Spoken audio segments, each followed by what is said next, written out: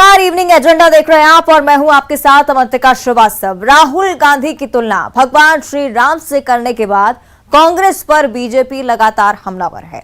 अब भोपाल से बीजेपी सांसद साध्वी प्रज्ञा ने कांग्रेस पर करारा हमला बोला है। साध्वी ने कहा है कि कांग्रेस की बुद्धि भ्रष्ट हो चुकी है। उन्होंने कहा है कि वैसे तो कांग्रेसी प्रभु श्री राम का अपमान करते ही रहते हैं, लेकिन भगवान राम से राहुल की तुलना कर उन्होंने घोर अपमान कर दिया है। साध्वी ने कहा है कि कांग्रेस ने पहले भगवान राम के अस्तित्व को नकारा, फिर राम मंदिर निर्माण में विघ्न डाला और अब राहुल की तुलना भगवान राम से कर रहे हैं। कांग्रेस परिवार के बाहर का पार्टी अध्यक्ष चुने जाने पर भी साध्वी ने करारा हमला किया। प्रज्ञा ठाकुर ने कहा कि पीएम मोदी ने परिवारवाद खत्म करने की बात कही थी, जिसके बाद अब सबसे बड़ा परिवारवाद खत्म हो रहा है। दरअसल भारत जोड़ो यात्रा निकाल रहे राहुल गांधी की तुलना कांग्रेसी नेताओं ने भगवान श्री राम से की थी।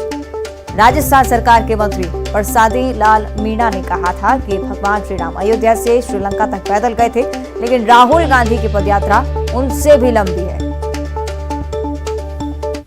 अस्तित्व प्रभु राम जी के अस्तित्व को नकारते थे, अब उन्हीं की तुलना ऐसे व्यक्ति से कर रहे हैं जो कुछ इससे बड़ा अपमान और कुछ हो ही नहीं सकता प्रभु राम जी का। तो वो तो राम जी का अपमान करते ही रहते हैं। राम मंदिर भव्य निर्माण के जब शिला रखी जा रही थी, जब भव्य मंदिर निर्माण हो रहा था, तब भी उन्होंने विघ्न डाला, लेकिन सब विघ्न राम जी के सामने विफल हैं। इसलिए संशय विहग उड़ावन हारी, राम कथा सुंदर करतारी। और उनकी बुद्धि जिस प्रकार से भ्रष्ट हुई है, तभी वो इस प्रकार से प्रभु राम जी का नाम लेते, तो कांग्रेस का सफाया होने की कगार पे आ गया है। ये उनकी यही गति होने वाली है। ज्यादा चर्चा के लिए हम सीधे रुक करेंगे से शैलेंद्र सिंह का भोपाल से हमारे साथ लाइव जुड़ रहे हैं। शैलेंद्र, एक बार फिर से बड़ा बयान प्रज्ञा ठाकुर की तरफ से और इस बार कांग्रेस को आड़े हाथों लिया है, क्या कुछ जानकारी और किस तरह की चर्चा इनके बयान को लेकर? अब देखिए, बिल्कुल जिस तरीके से राजस्थान के एक मंत्री के द्वारा भारत जोड़ो यात्रा के दौरान राहुल गांधी को राम बताए जाने पर जो है बताया था, उसके बाद अब सियासत का दौर मध्य प्रदेश में लगातार जारी है। पहले कांग्रेस के ही एक विधायक ने इसको चापलूसी की पराकाष्ठा कहा था और कहा था कि नए अध्यक्ष को, जो विधायक हैं, जो मंत्री हैं, जिन्होंने राहुल गांधी को राम बताया, उन पर कार्रवाई की जानी चाहिए। और इसके बाद अब साध्वी प्रज्ञा सिंह ने भी राहुल गांधी और कांग्रेस के खिलाफ मोर्चा खोल दिया और कहा है कि ये वही कांग्रेस है जो राम के अस्तित्व को नकारती थी। कोर्ट में उन्होंने ये कहा था कि राम थे ही नहीं, राम सेतु को लेकर बात हो या राम मंदिर को लेकर बात हो, तमाम मौकों पर जो है वो राम के अस्तित्व को नकार चुके हैं। और ऐसे में यदि उनके लोग राहुल गांधी को राम बता रहे हैं, तो ये कहीं ना कहीं भगवान राम का अपमान है। उन्होंने कहा कि वैसे भारत की बात करें या हिंदुओं की बात करें, तो हम उनका साफ तौर पर यह कहना है कि मेरा ऐसा मानना है कि हर व्यक्ति में राम होते हैं, लेकिन उसे समझने की जरूरत है। जो व्यक्ति नहीं समझता है, ऐसे लोगों को, जो राम को नहीं मानता है, उसके अंदर राम कैसे हो सकते हैं। तो इस तरह के तमाम जो आरोप जो है उन्होंने कांग्रेस पर लगाए हैं और कहीं ना कहीं कांग्रेस को आड़े हाथों भी लिया है, क्योंकि जिस तरीके से साध्वी प्रज्ञा सिंह लगातार राहुल गांधी की जो भारत जोड़ो यात्रा है उसको लेकर भी मुखर नजर आई। उन्होंने कहा कि इस यात्रा से उन्हें कुछ हासिल होने वाला नहीं है।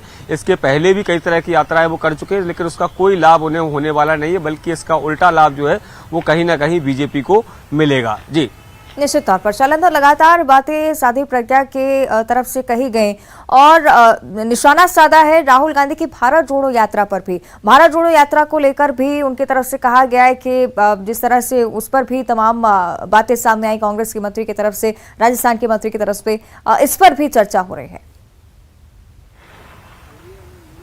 देखिए, बिल्कुल जिस तरह से मैंने बताया कि राहुल गांधी की भारत जोड़ो यात्रा लगातार जारी है और वो मध्य प्रदेश में भी आएगी। मध्य प्रदेश में 16 दिन राहुल गांधी की भारत जोड़ो यात्रा रहेगी। उन्होंने कहा कि वो कितना भी प्रयास कर लें, कहीं भी घूम लें, उनको कोई जन समर्थन नहीं मिलने वाला है। मध्य प्रदेश में भी आएंगे तो मध्य प्रदेश में 2023 के लिहाज से भले ये कांग्रेस कह रही हो कि उनकी पार्टी को राहुल गांधी की इस यात्रा का फायदा मिलेगा, लेकिन उन्होंने साफ किया है कि राहुल गांधी को उनकी यात्रा का जो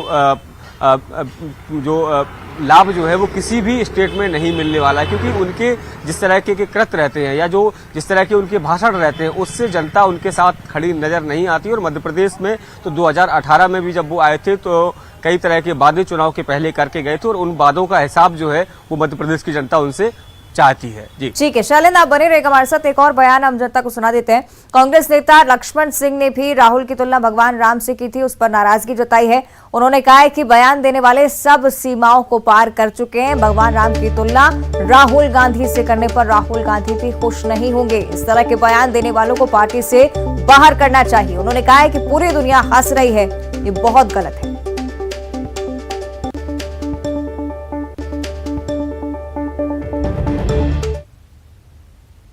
चमचागिरी चलती है, सभी जगह चलती है, नौकरी में चाहे राजनीति, पर ये सब सीमाओं को पार कर चुके हैं कि भगवान राम की तुलना राहुल गांधी से। राहुल गांधी भी इस बात से खुश नहीं होंगे और ये चुनाव इसीलिए करवाया है गांधी परिवार ने कि ये चमचागिरी चापलूसी बंद हो पार्टी में और पार्टी खड़ी हो। तो इसीलिए इस तरह के बयान जो दे रहे हैं उनको पार्टी से बाहर करना चाहिए, उनके ऊपर एक्शन लेना चाहिए। इस तरह की बातें करने से कोई पार्टी का भला नहीं होगा। लोग, पूरी दुनिया हंस रही है, पूरे लोग हंस रहे हैं, तो ये बहुत गलत है। इस तरह की बात करने की जरूरत क्या है। चलिए और ज्यादा जानकारी और ज्यादा चर्चा इस पर हम करेंगे। हमारे साथ जो जुड़ रहे हैं बीजेपी की तरफ से पंकज चतुर्वेदी जी। पंकज जी, निश्चित तौर पर एक ऐसा बयान जिसको लेकर लगातार कांग्रेस पार्टी की किरकिरी हो रही है, आप क्या समझते हैं, कैसे देखते हैं इस बयान को? देखिए, मुझे लगता है कि किसी और को समझाने की आवश्यकता नहीं है। जितने व्यापक रूप से लक्ष्मण सिंह जी ने, जो बहुत सीनियर राजनेता है कांग्रेस पार्टी के, 5 बार के मेंबर ऑफ पार्लियामेंट, 3 बार के विधायक, ये बात अलग है कि उनको कांग्रेस पार्टी में जब मंत्रिमंडल का गठन था 15 मत था, उसे यथोचित सम्मान नहीं दिया। पर बात उन्होंने बिल्कुल ठीक करी है कि जिस प्रकार का विराट व्यक्तित्व प्रभु श्री राम का है, हम सब भारतीयों के मन मानस में, जनमानस में, अंश अंश में, कोटि कोटि में प्रभु श्री राम विराजित हैं, भिन्न भिन्न प्रकार, भिन्न भिन्न रूप में। और ऐसे अद्भुत विश्व के रचयिता भगवान विष्णु के अवतार प्रभु श्री राम से राहुल गांधी की तुलना करना न केवल हास्यास्पद है अपितु निंदाजनक भी है। और स्वयं लक्ष्मण सिंह जी ने इसकी आलोचना करी, तो स्थापित करता कि कांग्रेस पार्टी में भी ऐसे लोग हैं जो सत्य को समझते हैं, सत्य का पक्ष लेते हैं। प्रभु राम ने भी हमेशा सत्य की बात करी थी। तो मुझे लगता है कि कांग्रेस पार्टी के राजनेताओं को, जैसा लक्ष्मण जी ने कहा, उसका अनुसरण करना चाहिए, प्रभु श्री राम को मानना चाहिए, प्रभु श्री राम की सीख मानना चाहिए। और प्रभु श्री राम की सीख नहीं मांगते तो अपनी पार्टी के लक्ष्मण की सीख तो कम से कम माने। ठीक है। और साध्वी प्रज्ञा की तरफ से बयान भारत जोड़ो यात्रा को लेकर भी पंकज जी सामने आया है और कांग्रेस की तरफ से लगातार ये कहा जा रहा है कि भारत जोड़ो यात्रा से बीजेपी घबराई हुई है, इसलिए इस तरह की बयानबाजी सामने आ रही है। देखिए, भारतीय जनता पार्टी की अपनी कार्य करने की एक रीति नीति है। हमारा काम जन सेवा का, चाहे केंद्र की सरकार हो या राज्य की सरकार हो, नित्य नए प्रतिमान स्थापित करने की दिशा में काम करते जा रहे हैं। जहाँ तक राहुल गांधी जी की यात्रा से घबराने का विषय है, तो उससे जब कांग्रेस के कार्यकर्ता ही नहीं घबरा रहे तो बाकी प्रतिपक्ष का क्या विषय है? तो ना तो भारतीय जनता पार्टी घबराई हुई है, ना चिंतित है। हम तो इस बात को लेकर आश्चर्य कर रहे हैं कि कांग्रेस पार्टी में हो क्या रहा है। कल एक कांग्रेस पार्टी ने एक सीनियर नेता को अपना अध्यक्ष चुना है, लेकिन यात्रा की जिम्मेदारी, बाकी सारी जिम्मेदारी राहुल गांधी जी के पास है। तो राहुल गांधी जी की कांग्रेस में अभी क्षमता क्या है? बिल्कुल। फिर कि वो कांग्रेस के मालिक के परिवार से हैं या फिर कांग्रेस पार्टी के सांसद हैं। तो कांग्रेस में जो भ्रम है, तो जो पार्टी खुद भ्रम में है, खुद कमजोर है, वो क्या जोर लगाएगी उसके भाजपा को भयभीत कर पाए? ठीक है, शुक्रिया आपका पंकज जी इस पूरी चर्चा के लिए।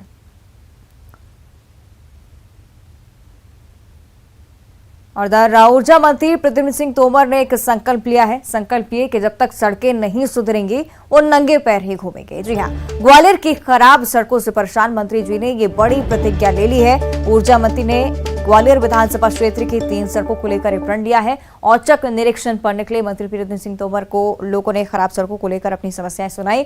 ऊर्जा मंत्री ने कहा कि मेरी जनता पीड़ित है तो ये पीड़ा मुझे भी होनी चाहिए, इसलिए जब तक रोड नहीं बनती है तब तक मैं नंगे पैर घूमूंगा। उन्होंने कहा कि मैंने अफसरों को जल्द सड़क ठीक करने के लिए निर्देशित कर दिया है।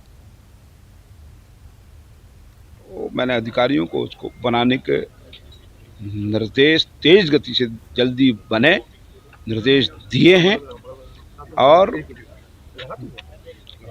इस पे जो है काम जल्दी होना चाहिए। चप्पल भी त्याग दी है आपने।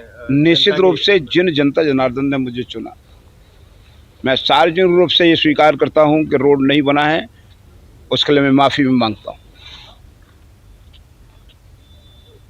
जब मेरे अपने लोगों को पीड़ा होगी तो उस पीड़ा का एहसास मुझे भी होना चाहिए। कब तक आप जब तक लक्ष्मण तलैया गणे वाली सड़क और JH रोड मेट्रोल अच्छे चलने लायक नहीं हो जाएंगे।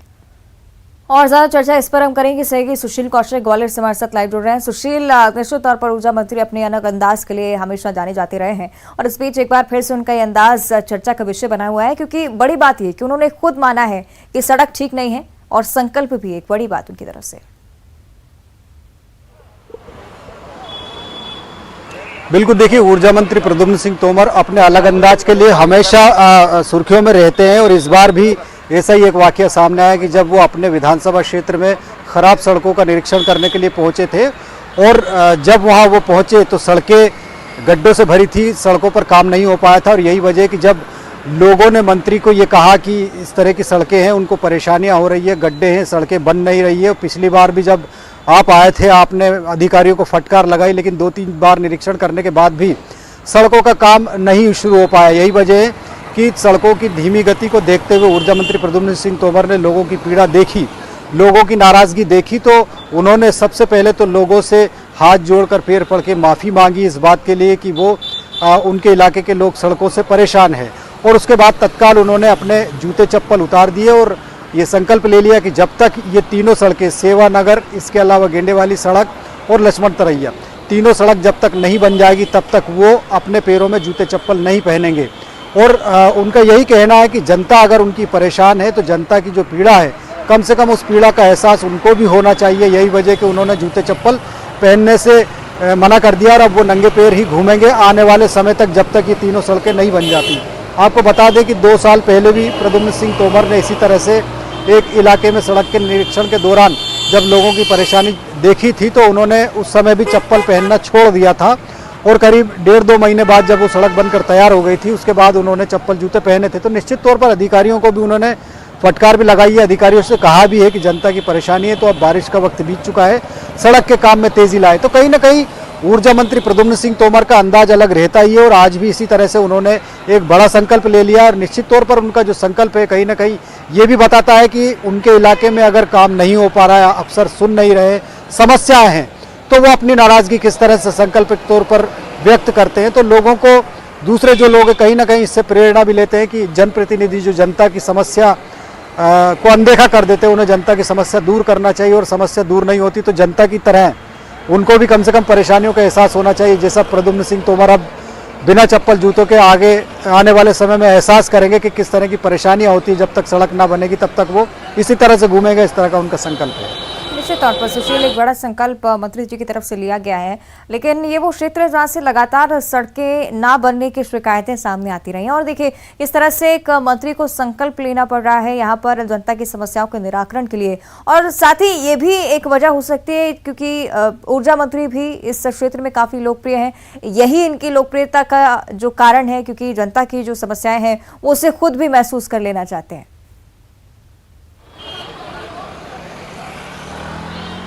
नहीं, बिल्कुल सही। देखिए ऊर्जा मंत्री प्रद्युम्न सिंह तोमर की अगर बात करें, लोकप्रियता की अगर बात करें तो वो अपने इलाके में लोकप्रिय हैं, इसमें कोई गुरेज नहीं है। 2 बार वो चुनाव जीते हैं लगातार, कांग्रेस से भी जीते हैं 2 बार, उसके अलावा भारतीय जनता पार्टी में आने के बाद भी वो पिछले चुनाव की अपेक्षा ज़्यादा वोटों से जीते हैं। लेकिन कहीं ना कहीं निश्चित तौर पर ऊर्जा मंत्री के इलाके की जो सड़कें हैं वो ख़राब है, बदहाल है, बिजली व्यवस्था भी उनके इलाके में बहुत ख़राब है और यही वजह है कि जब ख़राब सड़कें नहीं सुधरी, लगातार उन्होंने पिछले 1 महीने में 3 बार निरीक्षण किया इन सड़कों का और टाइम लिमिट बीत जाने के बाद भी ठेकेदार ने जब सड़क का निर्माण नहीं किया तो उन्होंने फटकार भी लगाई थी। लेकिन उसके बाद भी जब वो सड़क नहीं बन पाई और आज वो निरीक्षण करने के लिए पहुंचे तो लोगों ने उन्हें घेर लिया। जनता ने कहा कि हम कितने परेशान हैं इन गड्ढों से, इन सड़कें न बनने से, आप हमारी व्यथा का एहसास तो करिए। और जब इस तरह की बातें जनता ने की, जनता ने उन्हें घेर लिया तो निश्चित तौर पर ऊर्जा मंत्री प्रद्युम्न सिंह तोमर ने जिस भी तरीके से, चाहे वो उनका पॉलिटिकल स्टंट हो या जनता को संतुष्ट करने का तरीका हो या फिर वाकई में जनता की व्यथा उनको इस तरह से दिल पर लग गई कि उन्होंने खुद ने चप्पल जूते छोड़ दिया। अब देखना यही है कि जो है सड़कें कब तक बनती और कब तक मंत्री जी को नंगे पैर घूमना पड़ता है, क्योंकि पिछली बार भी 2 साल पहले जब उन्होंने संकल्प लिया था तो करीब 1 महीने तक उन्हें बिना चप्पल जूतों के ही काम करना पड़ा था। तो तक मंत्री जी का संकल्प पूरा होता है। शुक्रिया आपका फिलहाल इस पूरी जानकारी के लिए। आगे बढ़ते हैं, मुरैना की अब बात करेंगे। एक घर में हुए भीषण विस्फोट में 4 लोगों की मौत हो चुकी है। बताया जाता है कि पटाखों में आग लगी, उसके बाद विस्फोट हुआ और मकान पूरी तरह से ध्वस्त हो गया। व्यापारी समेत कई लोग मलबे में दब गए। बानमौर थाने के जैतपुर रोड के पास की घटना देखिए, किस तरह से तस्वीरों में आप समझ पा रहे होंगे स्थिति, किस तरह से यहाँ पर विस्फोट हुआ, मकान अचानक से ध्वस्त हो गया और उसके बाद कई लोग मलबे में दब गए।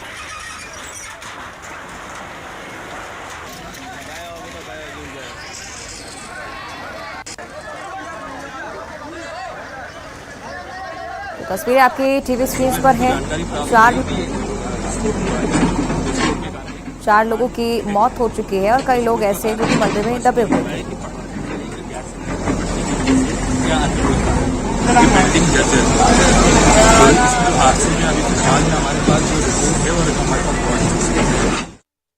और ज्यादा जानकारी हम लेंगे सहयोगी दुष्यंत हमारे साथ जुड़ रहे हैं। दुष्यंत, निश्चित तौर पर एक दुर्भाग्यपूर्ण घटना यहाँ पर, लेकिन अब समय आता है कि अब बात की जाए कि आखिर क्यों ये घटना यहाँ पर होती है, क्यों यहाँ पर पटाखे इतनी बड़ी मात्रा में इकट्ठे किए गए कि इसके बाद विस्फोट हुआ और ये हादसा यहाँ पर हुआ। अवंतिका, विस्फोट का जो कारण है वो स्पष्ट है, क्योंकि जो जमील खान करके व्यक्ति है जो उस मकान में किराए से रहता था, उसका परिवार भी रहता था, वो वैसे तो मजदूरी करता था, लेकिन दीपावली के समय पर वो अपने बेटे के साथ अवैध हथियार ये फटाके बनाने का काम करता था और कुछ फटाके उसने बनाए भी थे और उनका भंडारण जो था वो उसने अपने घर में ही कर रखा था दीपावली की बिक्री के लिए। अचानक उनमें आग लगी, विस्फोट हुआ, तो जो उसका परिवार था उसमें उसकी पत्नी और मासूम बेटी, ये 2 लोगों की मौत हुई है। बाहर उसी मकान में एक दुकानदार जो किराने के व्यापारी था, निर्मल जैन, वो घायल हुए। मकान मालिक वहाँ दुकान के पास जो खड़े थे, राकेश और पप्पू गुर्जर, उसकी मौत हुई। एक प्रजापति लड़का था जो युवक, वो वहाँ सामान लेने आया हुआ था किराने की दुकान पर, उसकी भी मौत हुई। ऐसे करके कुल 4 लोगों की मौत हुई। 6 लोग जो घायल हैं उनमें 4 ग्वालियर रेफर है, उनकी हालत काफी नाजुक बताई जा रही है। अभी भी जो जिंदगी और मौत के बीच जूझ रहे हैं, 2 लोग मुरैना जिला अस्पताल में हैं। हाँ, प्रशासन उसमें एफएसएल टीम को लाकर जांच की बात कह रहा है कि देखा जाएगा कि वो बारूद से विस्फोट था या अन्य कोई कारण था, लेकिन स्पष्ट है जिस तरह से जो जमील जो उसमें घायल बच के आया, जिसके कारण ये सारे हादसा हुआ, जो फटाखों का निर्माण करता था अवैध फटाखों का, उसने ये कबूल भी किया है। लेकिन प्रशासन टाल मटोल कर रहा है, क्योंकि इसमें कहीं ना कहीं प्रशासन की भी बड़ी चूक है। हमेशा दीपावली के पहले प्राय देखा जाता था, एक स्क्वाड बनता था, पुलिस और प्रशासन के नेतृत्व में संयुक्त कार्रवाई जो करता था अवैध फटाखों पर, अवैध रूप से जो फटाखों का क्रय विक्रय हो रहा है या परिवहन हो रहा है उन पर।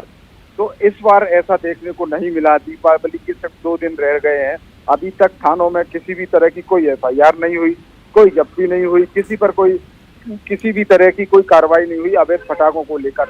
यही कारण था कि ये बड़ा हादसा हो गया। बानमौर थाने से महज कुछ दूरी पर ये जो पूरा हादसा हुआ है वो है, तो कहीं ना कहीं इसमें पुलिस की संलिप्तता भी नजर आती है या प्रशासन की जो भी चूक रही हो, वो उस चूक के कारण ये पूरा हादसा हुआ है। ठीक है, शुक्रिया आपका दुष्यंत इस पूरी चर्चा के लिए। तो निश्चित तौर पर त्यौहार से ठीक पहले का समय और इस बीच देखिए इस तरह से हादसा हो जाता है। ये वो मामला है जो कि संज्ञान में आ चुका है, लेकिन प्रशासन पर तमाम सवाल खड़े होते हैं कि कई ऐसे मामले होंगे जिनके बारे में जानकारी नहीं लगी होगी, कई जगह से अवैध पटाखों का निर्माण या भंडारण किया गया होगा। तो ये तमाम जो घटनाएं हैं ये सबक देती हैं इस बात के लिए और प्रशासन के लिए भी एक बड़ा सबक कि जल्द से जल्द कार्रवाई करना कितना ज़रूरी हो जाता है। रिहायशी इलाका जहां पर विस्फोट हुआ, एक मकान ध्वस्त हो गया, 4 लोगों की जान चली गई।